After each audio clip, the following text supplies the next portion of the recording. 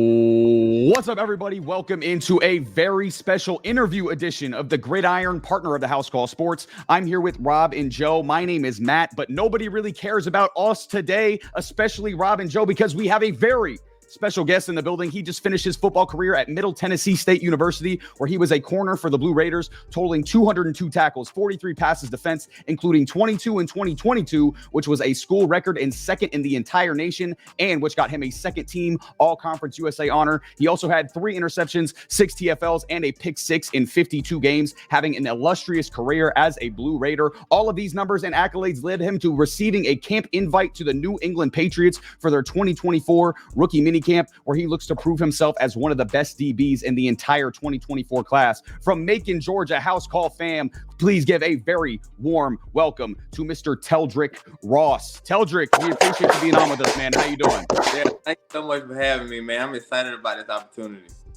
Yeah, we appreciate you being on with us, man. We're super excited to have you. So, like I just mentioned, obviously the invite to the Patriots rookie minicamp, we're all Patriots fans, so we're really excited for you, and that's got to be exciting for you as well. How did you feel about knowing you'll get a chance to showcase your talents for an organization like New England? It was just big for me just to get a chance. Coming from Middle Tennessee, I always knew that, most of the time the SEC, ACC, the biggest, they go after bigger name players and stuff like that. So I knew, I was either going to be a late rounder, priority free agent, or, worst case scenario, camp invite is what I got. And all I needed was the opportunity. So, I'm just blessed to be able to just have this opportunity. And to be able to go to an organization that's known for winning throughout the years, like New England Patriots, I think that's going to be a good fit for me. We agree. We think it's going to be a great fit for you. And like you just mentioned, obviously you kind of talked about what the process has been like. Obviously that invite to Pat's minicamp is awesome, but I'm sure as a talented guy with the level of production that you had in college, and as well as you tested as well as far as your 40 and your 3-cone, I'm sure you were expecting to be drafted. So is it a relief to have some resolution now and for it to kind of just be about football again at the end of the day and not be like all that outside noise and interviews and all that? Yeah, I would say, just the whole training process, you go through three months to get ready for one day. So, it's just, I was during that time, you become it's like Olympic training. You'll be trying to become a sprinter. You're not necessarily doing a whole lot of football related stuff because they're teaching you how to run, teaching you how to jump higher, and teaching you how to be more explosive. So, just get back to the football side of things and be able to, go out there and actually compete, mano a mano. And I feel like, my chances are as good as anybody because I know I can compete with the best. Yeah, we've seen it. We've seen you compete with the best. That tape does not lie, and those numbers do not lie. You can certainly compete with the best. So, yeah, we're excited to see what you got as far as us Patriots fans go. But I'll kick it to Rob, man. Rob, what kind of questions you got for Teldrick? So, obviously, you got invited to the Patriots, and my God, just after watching so much of your tape and being the Patriots homers that all three of us are at House Call Sports, which is an overwhelming majority of the brand. But what have you been working on since being invited? What have you either progressed in your whole regimen, or how is it going so far? It's going good. Right now what I'm focusing on as far as drill wise, I was doing a lot of pedaling and braking and stuff because I'm a DB, but now I'm working on more press man stuff and man technique stuff because I know during these days of mini camp we're gonna be competing and stuff like that. So I know I'm going to be playing some press man, be playing some man coverage, so I'm going to have to be able to be ready for that. And, whereas, on pro day, you're not doing any press man or anything like that. It's strictly drill work. So, that's kind of my emphasis on my training right now. That's awesome, man. That's awesome. And so the DB room for the Patriots obviously is kind of crowded right now. You got Gonzo, you got Marcus Jones, Jonathan Jones. The list goes on and on. What do you think in your game that will provide what can you provide to the Patriots or any organization out there that you may latch on to? I think I provide versatility. I played corner, I played nickel, I played safety. In 2022, I started the season out at safety because our defense coordinator wanted some guys that had seen some ball, on the back end of the defense. So he put me back at safety. And then halfway through the season, our corners were kind of struggling. So they moved me to corner. And I ended up doing those 22 pass breakups. I actually had that in 6 games at corner, which is, I think is I don't really know nobody that had done that. Before I moved to corner and got those, I only had 1 pass breakup. So I guess you could say in 6 games at corner, I had 21 pass breakups. And then, at safety, I ended up the first game of the season, I had 11 tackles against JMU. First career start at safety. I think that was some kind of record or something for the first start in MT history or something like that. So just for me to be able to bounce around and play different positions like that and do it at a high level, I think that speaks volume to what I can do for a defense. At some point, you were just locking one side of the field. They weren't even passing in your direction. I think people are sleeping on you too much. The whole combine thing, I don't really put too much stock into that. So, I mean, the numbers speak for themselves. We have another guy that came on here that also was a hell of a player that they don't, just because they look at their helmet, like Joe will probably say, like, they keep helmet watching. And just because you don't come from Alabama, that doesn't put the heart over the hype. But at one point in your career, you had to choose between, I'm assuming, baseball and football. Where was it at that point that you were like, you know what, I want to play football?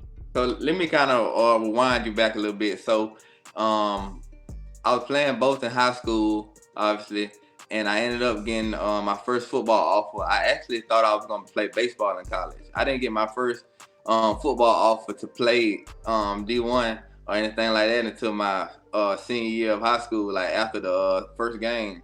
So I was kind of set on baseball. And then I started getting these football offers. My head high school coach, Justin Rogers, shot me down and said, hey, look, man, I know you want to play baseball, but, they don't really give fulls, so I think you need to try to go somewhere on football and play baseball. So that's kind of how I ended up choosing middle, because Coach Stock said he was okay with me doing both. But he said that I couldn't miss anything football related to go to do anything baseball wise. So I ended up playing and stuff like that, and I ended up tearing my labrums. And once I tore my labrums, and it's kind of hard. You don't really throw the same. I didn't really swing the same and stuff no more. So I just kind of chose to stick to football. So that's how that ended up kind of transpiring. Well, seems like it's working out for you. Obviously, you're being invited to the New England Patriots. I mean, where to start, man? I've been tearing through your tape as well. I mean, you had a hell of a matchup you had to go through this year. I mean, you had. Let me just go through some names real quick. Malachi Corley, he got drafted in the second round, I do believe, to the New York Jets. You had to face C.J. Daniels. That's 1,000-yard receiver right there. You had to go up against Kaden Saller, who put 1,000 rushing yards on people, and he was running all over the field as a quarterback, dual threat guy. You had to go up against Jermaine Burton. I'm pretty sure he's on the Cincinnati Bengals right now. And I watched you lock him up, and he didn't get hardly anything on you from what I saw in that film. You had Jalen Milroe, who's another mobile guy you had to deal with out there on the edge, breaking loose. Luther Burden, who's probably gonna be a first-round draft pick this coming up. And he's catching passes from Brady Cook, who I think is going to be a good quarterback coming. Torrey Horton, who's going to be another first-round wide receiver coming up. I mean, you went through the gauntlet out there on an island, my man, and you played off, you played press, you were all over the place, and most of the time you were by yourself. I watched, all these games. I watched you against, or Liberty. I watched you against Alabama. I watched you against, a little bit of Western Kentucky tape I could find. You, my man, are an absolute baller at the corner position. And I'm going to read into it again. Why not? 135 solo tackles in 3 years, 35 pass defense in 3 years, 3 INTs, 1 TD, as Matt alluded to, 850 snaps this season, 623 of them came in outside corner. That is longevity, that is durability, and that is absolutely what it takes to be an NFL corner, Teldrick. I'm going to be 100% honest with you. Absolutely loved everything I saw. But our question, we had a conversation about who we compared you to at the corner position with your build, your speed, your hip fluidity, all those sorts of things. So we were discussing. We're like, you know what?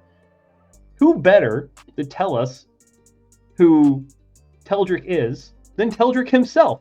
So I want to ask you, Teldrick, based on your play style, how you play the game of football, who do you think, or who you trying to mold your game after as a cornerback?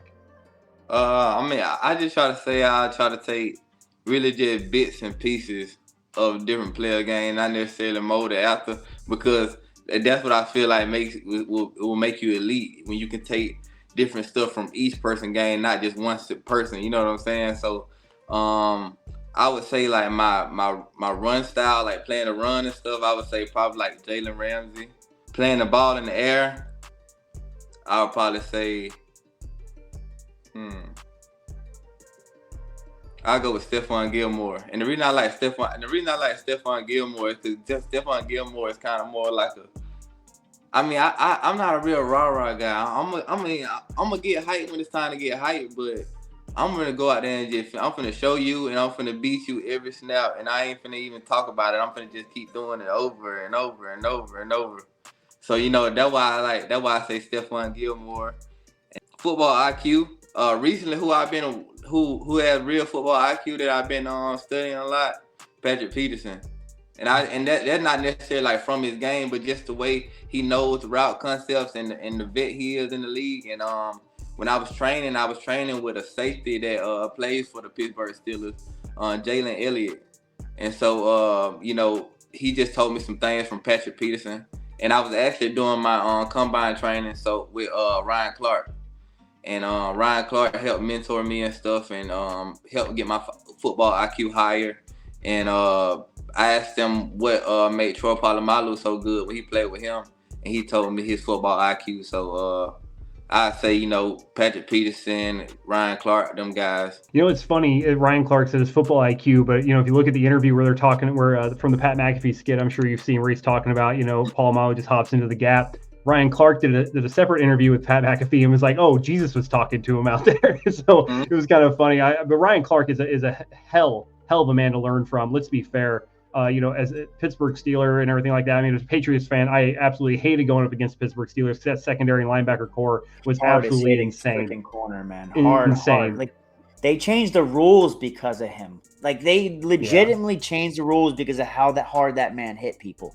Yeah, you couldn't have been learning from a better football mind, in my perspective here. But what's funny? You said Stephon Gilmore. Do you know who I have pulled up in Google when we were talking about it? Stephon Gilmore. I pulled him up. He's right there. I was like, bro, they're almost the same height. Just similar 40-yard dash. They're not, big rah guys. I mean, you were lit. Like, that was what I have up right now. We were talking about it maybe 4 minutes before you got in here, and I had Stephon Gilmore pulled up. So that's why I gave the little fist bump. I was like, yes. I really wish we were recording. I swear to you, we literally we were thinking, okay, how are we going to comp him? It was either like Malcolm Butler, which is like he's really good too, or Stephon Gilmore. And he's a little slower than you. Stephon Gilmore was right there, but they're both like that sort of sticky coverage guy, no high football IQ guys, really, get after it, have good hip fluidity, recovery skills, sure tacklers, don't allow a lot of yards after catch, don't allow a lot of broken tackles. That's who you are, Teldrick, and I can see it in your game 110%. So I buy everything you just said on who your games are after. The Jalen Ramsey way you defend the run, you have a nose for the football, man. Like I said, anytime there was a run play, you seem to be in the frame, regardless if you had to come all the way across the field to get in on that tackle. You are a high hustle guy, and that high motor has a place in the NFL, my man. So we are pulling for you here at the house call. We want to see you on an NFL team, even if it's not the Patriots. I swear to you, we will be getting a jersey if it happens. It'll happen. He wants, Rob said you're a Patriot, and that's what matters, all right? Rob's actually been on one right now. He's been predicting Patriots pretty well. So if he says you're going to be one, man, I'm going to have to buy it. I literally predicted 5 picks in the NFL draft. I could have played the damn lottery. I'm not joking. Like 5 players. And then I said, Marcellus Dial, I did a video 7 days before the draft, and I said he's going to go in the 5th or 6th round, and he's not going to be a player that should be in that round, and he's going to be a steal. And lo and behold, we draft him. So, like I said, if Rob says you're a Patriot, man, hey, you just got to do your part now. Brother, look at people. If you're in the comment section, look at his tape. It speaks for itself. Stop looking at the helmets. Don't helmet.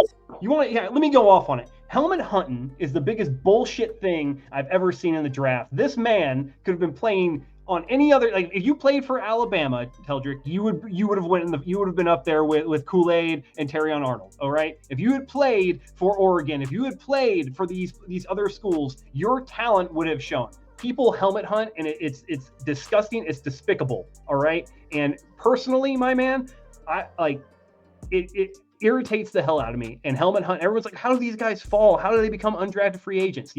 It's helmet hunting, and it's the biggest atrocity in all of professional sports. I think he'll be good, though, because to quote a cornerback that's in this about to turn New England up. So I think he's good. He's going to be fun. Oh, yeah. He's definitely going to be good. Definitely going to be good. Teldrick, I want to get back to you, man. I wanted to talk about your college experience at Middle Tennessee as well. Obviously, with the COVID year and the redshirt year in there as well, you ended up playing games in 6 different seasons there. So just talk to me about your college experiences there, what you learned there, and what from there you think you can take to the NFL. I'll start you at my freshman year. I got up there. I ended up tearing my hamstring like the third day of camp. I couldn't compete. Came back, was still dealing with some hamstring stuff. They were telling me I needed to sit it down, or I was probably going to need to have surgery or something on it. So I just sat down, and they were telling me I needed to think I may need to medically retire. Maybe football might not be for me. I'm injury prone.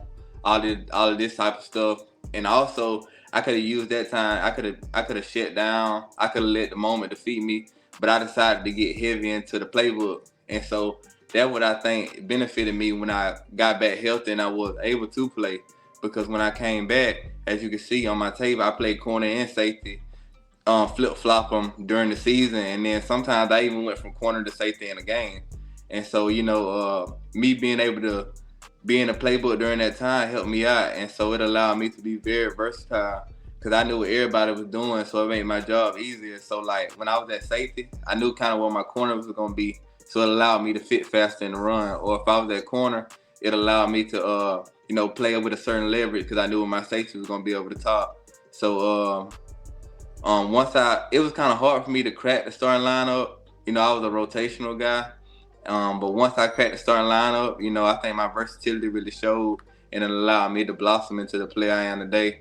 And to the NFL, I think I can take, my football smarts, my hunger, like you said earlier, my motive for the game. I got to drive for it. I might be walking around the house. I might just start backpedaling and braking. You know what I'm saying? Because it just in me like that, man. So, I'm somebody that you don't have to, I'm a low maintenance guy.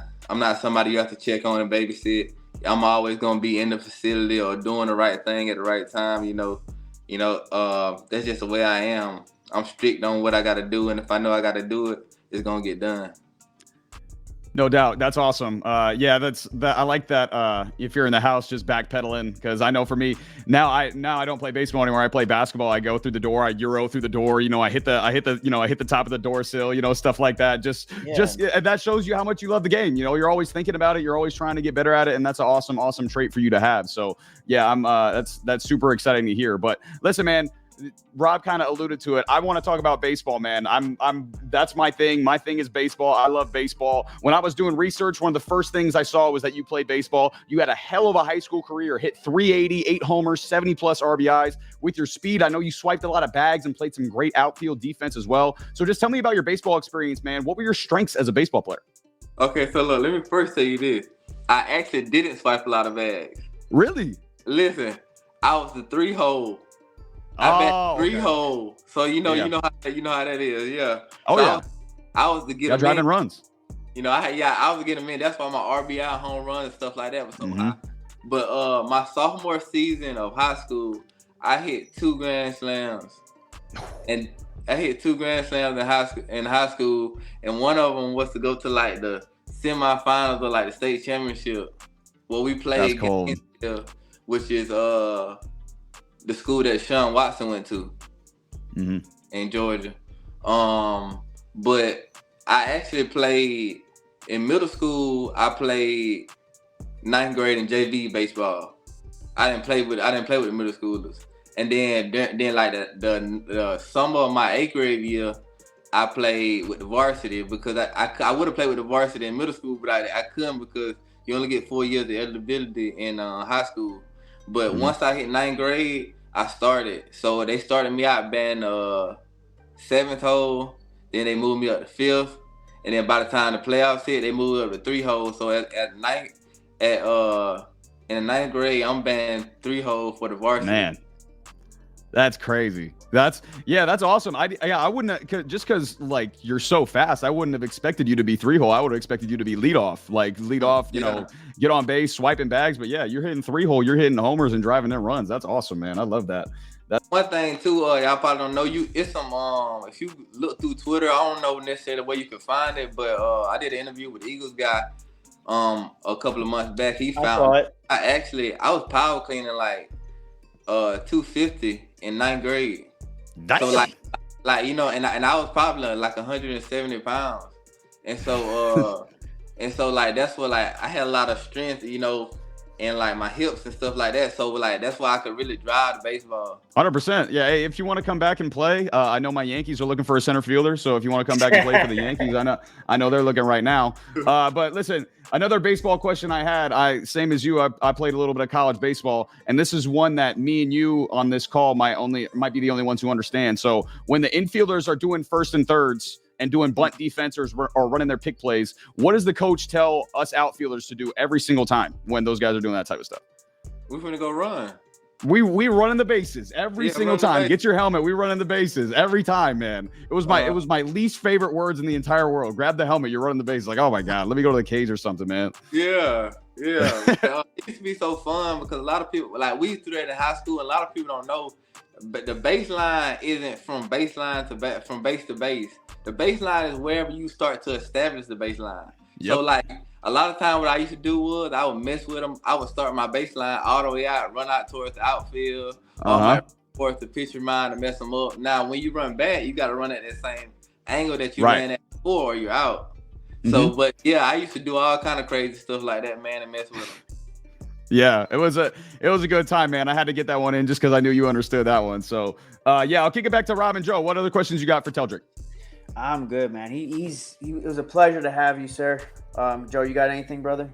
Hey, all I want to say is I don't know that life. I was a catcher, so my fat ass stayed behind the plate and didn't do a lot of running at all. And now, now I play soccer and I'm a keeper, so I don't do a lot of running there either. So my ass has not ran at all for anything. Like we just go over there and we're like, hey, we're gonna go work on some drills and stuff. And when he runs, it's into inanimate objects because we just hear about it every other week about how he got hurt. Yeah, you want to talk about injury prone? I'm the injury prone guy here, Teldrick. So I resonate with those injuries that you were talking about and stuff like that. Yeah, but you have a hell of a story, man. He uses his face predominantly. One time. Okay, I got kicked in the head a few times as a keeper. We're not talking about me here, Rob. We're not talking about me. We're talking about Teldrick. You know, and the adversity you've had to come through with the injuries and things like that, and people telling you the medical retirement, that is a mental thing you have to get past, man. And that just shows mental toughness. You know, a lot of people don't have in this world. And, you know, the dedication, you said the heart and the grit, all of those things right there are, you know, they're not just football related, they're personal related. And that right there is going to get you through life, regardless of whatever the future holds for you, my man. And we are pulling for you here at the house call, wherever the future may hold. If you ever want to come on again, you are more than welcome to. You are now part of the House Call family. We want to make sure that is driven home. Teldrick, we cannot wait to see you in training camp. I know that there's sometimes Rob's going to try to get up there. He was talking about this year, you know, see you in training camp, see you there, hear the news come out of it. And we want the best for you, my man. And we cannot wait to see it. Your play speaks for itself. We love the tape. And like I said, helmet hunting's bullshit, people. This man deserves every chance he gets because he's worked for it. Keep building that little chip you have on your shoulder. I promise you right now, that's what's it speaks volume to a lot of the kids that are growing up that are going through those struggles right now. I can speak for myself because I've dealt with my fair share of struggles in life. People are going to continue to doubt you, and that's why I'll continue to reach out to you to see where you're at, see if that chip's still on there, and tell you and remind you, man, that like, listen, let them keep doubting you. It's just a matter of time. Like you just said, about to turn New England up. Go ahead, show them. That's pretty cool, man. They just gave you a really, really good outro, but I do have a couple more questions myself that I want to ask. First of all, give me your Mount Rushmore, all-time corners. Give me your Mount Rushmore, top 4 all-time corners. All-time corner? Oh, that's okay. Let's do it. Or current, either or. Okay, I got to put Dion in there.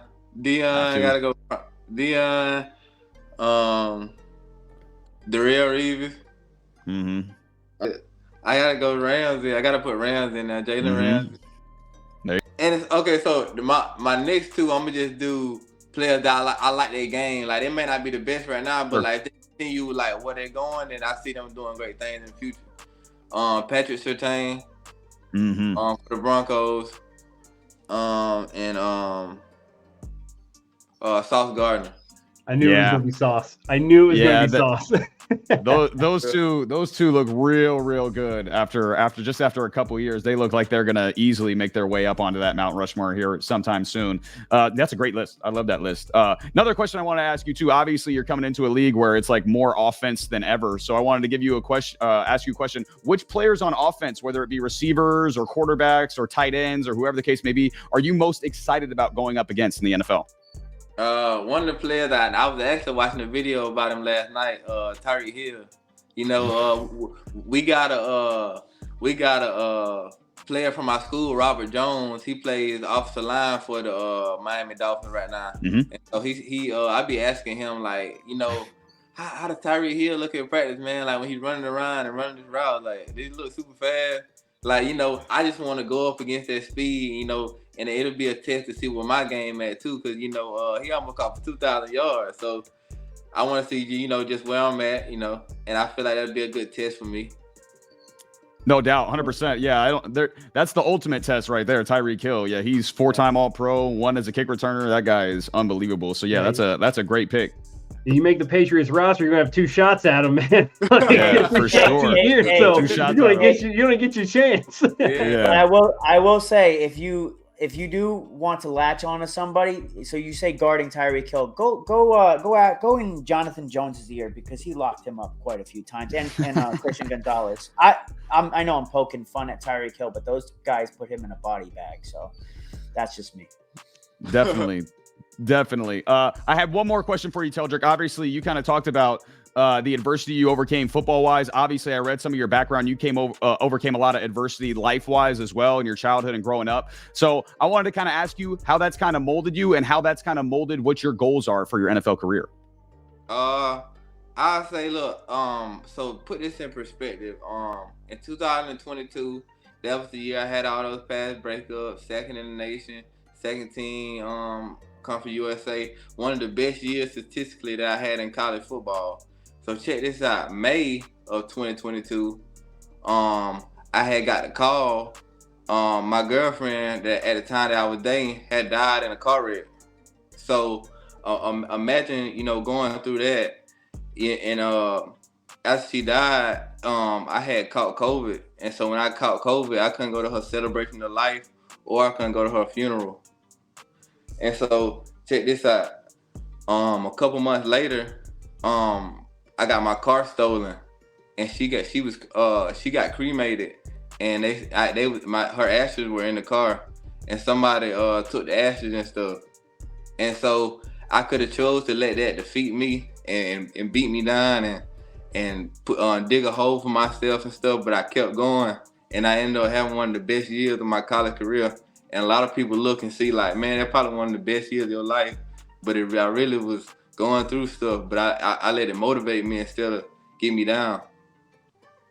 100%. I mean, that's obviously a traumatic experience for you, and for you to be able to overcome that and still, you know, do what you did on the field. And obviously now you're honoring her just by what you're doing on the field. It's an amazing thing, man. So yeah, you're the adversity you've overcome, the things that you've done, it's inspirational to not only all of us on the call, but like Rob mentioned, the kids out there, man. I know for me, I'm going to bring it up again, Rob. I'm someone who I coach kids and you know, I try to develop them as young humans and stuff like that. So, you know, to hear stories like that is something that I can go, you know, tell the kids and be like, hey, you know, if there's a lot that's going to be going on in your life, but you know, you got to push through and overcome. And that's what you've done. And man, we appreciate you sharing that with us, man. I know that's a hard thing to go through. So yes, thank you so much for sharing that with us, man. But if you got anything else for us, feel free. But if not, we can let you go and let you get out of here. And we appreciate you having you on.